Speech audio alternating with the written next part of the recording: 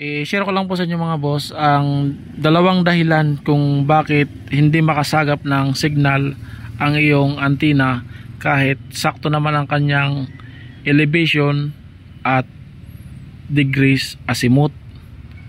Kahit gumamit ka pa ng kumpas, hindi pa rin makasagap ng signal. Dahil minsan mga boss, sa posisyon ng LNB. Sa tatlong box receiver, signal, GSAT, satellite, kailangan ang posisyon natin ng LNB ay nasa 3 o'clock. 3 to 4, ganyan. Ito, kapag ganito ang posisyon, hindi yan makakasagap ng signal.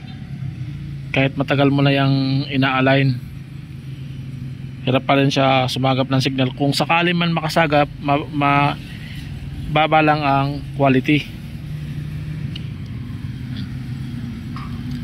Dito 0%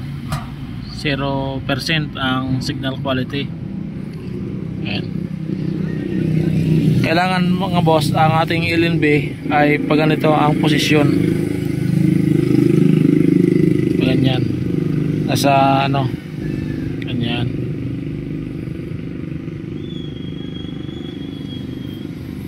Ganyan dapat. Ayan na, may signal na. Meron siyang signal. I-testing natin ulit. Ikot natin ito.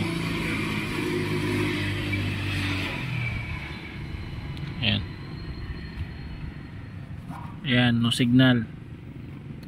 Balik natin.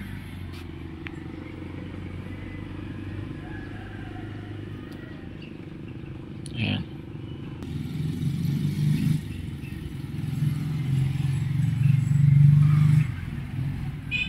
At ang isang dahilan bakit hindi pa rin makasagap, dahil naman din sa minsan sa pag-splice ng wire, sa pag-connect nitong cable connector sa wire.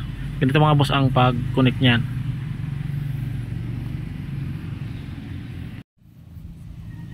Ito i-splice natin. Yan. Madalas ganyan grounded kaya hindi makasagap.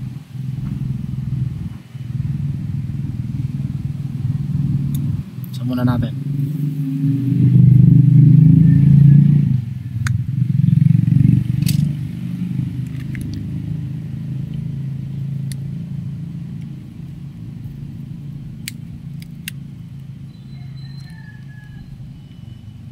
Tansyahin lang natin na hindi maputol ang solid wire. Ito.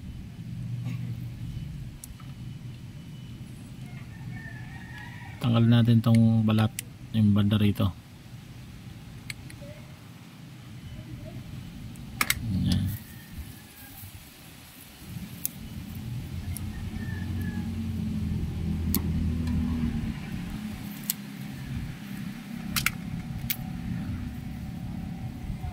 Pakinggan natin.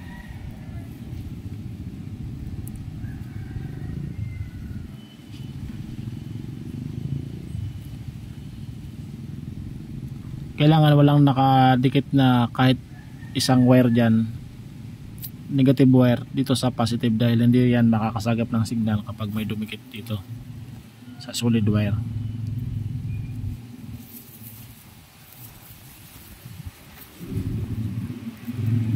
Ayan naman natin.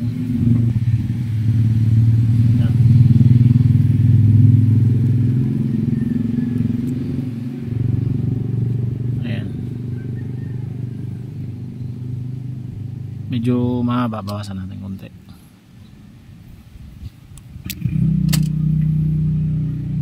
Ayan. Tignan natin.